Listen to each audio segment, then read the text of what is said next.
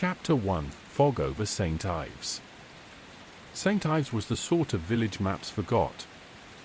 Nestled between low hills and thick woods, its cobbled streets curved like cursive, winding into shadows. The fog rolled in early most mornings, thick and wet and slow, as if reluctant to leave. Beneath it, locals moved like drifting leaves, rarely looking up, speaking in murmurs, their boots tapping muted rhythms on the stones. At the farthest bend in the village, past the iron lamppost that hadn't flickered in decades, stood Thorn and Guild, a shop with no sign, no customers, and no clear hours. Its warped windows were dulled by age and grime, and a brass bell above the door swung faintly, though no wind ever reached it. Inside lived an old man no one had seen in years, Horace Thorn, the clockmaker. They said he arrived in St. Ives when the fog was thicker, settled in the shop, and simply stayed. He made clocks of every kind. Grandfathers with oak-spined elegance, pocket watches humming soft lullabies, sundials whispering secrets to the moon. But after the war, no one said which war, he locked the front door and stopped selling time. Only one sound reminded the village he remained, a ticking. Gentle, persistent, and uncanny. Sometimes it seemed to come from beneath the stones, or across the rooftops, or deep inside their dreams. Some said he was dead. Others believed he had bent time itself. Chapter 2: The Inheritance. Her name was Elsa Thorn, and until the letter arrived, she had never heard of St. Ives.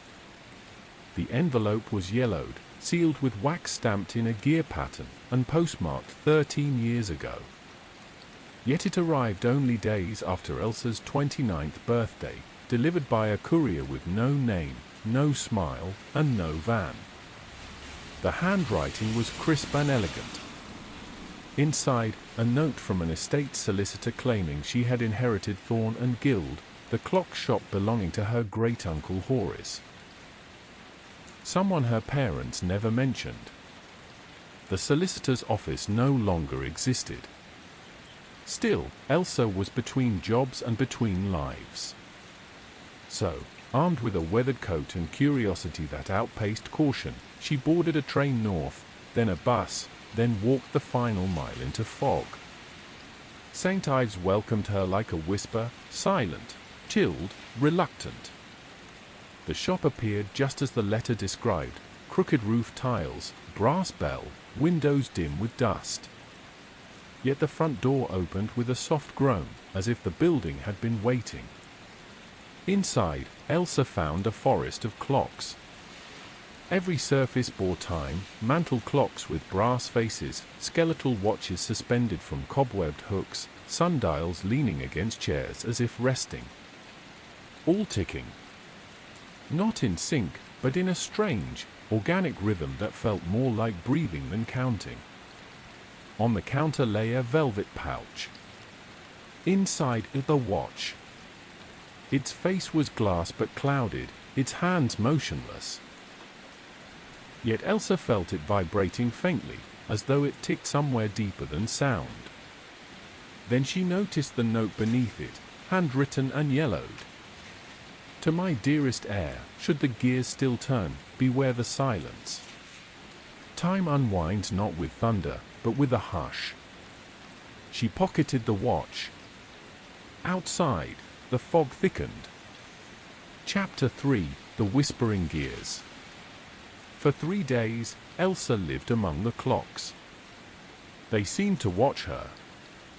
Their ticking swelled at dusk, eased near midnight, then pulsed stronger just before dawn. The strange rhythm began to affect her sleep. Dreams grew dense, mazes of shifting hallways, echoes of ticking without source, glimpses of a figure shaped like mist, always out of reach. Then, one morning, the clocks were silent. Every single timepiece, except one. The watch her great-uncle left her ticked faintly, stubbornly. She held it to her ear and heard something beneath the ticking. Not mechanical, Not natural. A voice. 3 past memory, 5 before regret. She dropped the watch. Outside, the fog had grown thicker. People in the village glanced away as she passed, their movement slower than the day before. At the grocer's, the owner stared at Elsa too long before handing her change, then whispered, "Don't stay past the 12th chime." "What happens?" But the man just locked the door behind her and pulled the blinds. That night, back at the shop, Elsa noticed a gear on the floor near the grandfather clock. It gleamed like polished bone. When she picked it up, the shop creaked, as if the walls sighed. A staircase she hadn't noticed before revealed itself, winding down into the dark beneath the shop. At the foot of it was a door with 12 notches carved into the wood. 11 were faded. The final notch glowed faintly. Chapter 4, Tick Without Talk. Elsa stared at the glowing notch. The 12th. Her breath fogged the air, though the cellar was unnaturally warm. The door creaked open at her touch. Inside. A room pulsing faintly with light, like distant lanterns behind fog. The floor was tiled in brass. The walls were covered in diagrams of time, clocks cut open like anatomy charts, sketches of moments suspended mid-collapse, spirals of hours folding inward. At the center stood a table. On it, a single clock, encased in glass. It showed the exact time, down to the second. But as Elsa watched, the hands began to drift. The second hand pulsed erratically, stopping, jumping, then moving backward. She looked away, her watch was vibrating violently. Suddenly, the shop above groaned. Through the wooden beams, she heard time distort. Chimes rang from the upstairs clocks, but not all at once. Some chimed 6. Others, 11. One told infinity. Elsa rushed back up. Outside, St. Ives had changed. The streets were distorted, warped like wax melted wrong. Houses leaned into impossible angles. The fog was thicker, darker, and full of silhouettes. People she passed before now stood perfectly still, mouths open as if trying to speak, but frozen mid-breath. In the mirror behind the counter, Elsa saw herself. But older. Or younger. Or maybe other. Her reflection blinked with a delay, then turned its head independently. And smiled.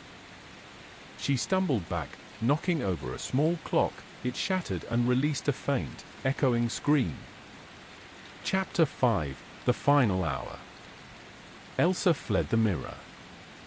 Behind her, clocks began to chime in staggered sequence, some ringing backwards, others tolling notes that shook the air. She reached the cellar door again, its 12th notch now burning like a wound. Descending the spiral staircase, she clutched the watch tighter. It pulsed in her palm like a heartbeat. The diagrams on the walls glowed faintly, revealing pages pinned under glass, Horace Thorne's journal. She read, "Time is not line. It is fold, breath, echo.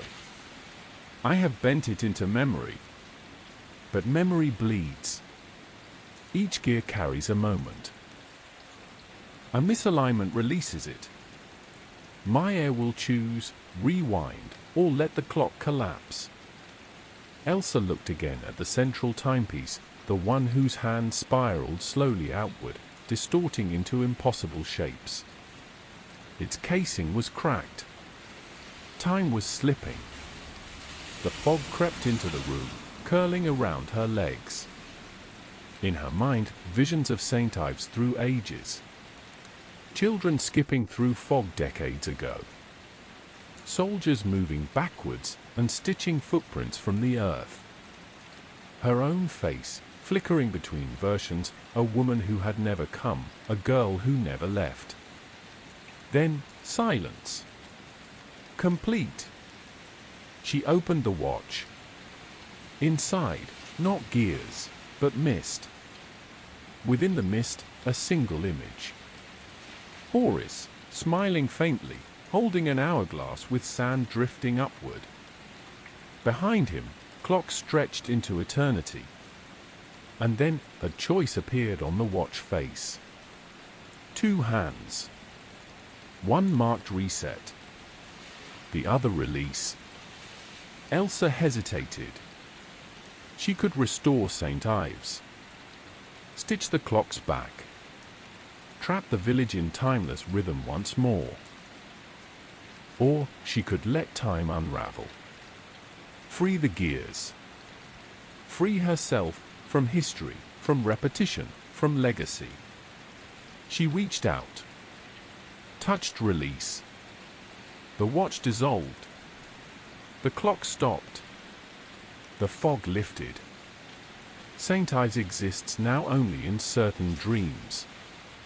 On rare evenings, when the fog comes early and the chimes refuse to sync, you might pass a crooked shop with no name and feel a vibration in your pocket. And if you listen closely, past memory, before regret, you may hear the whisper of gears. But no ticking.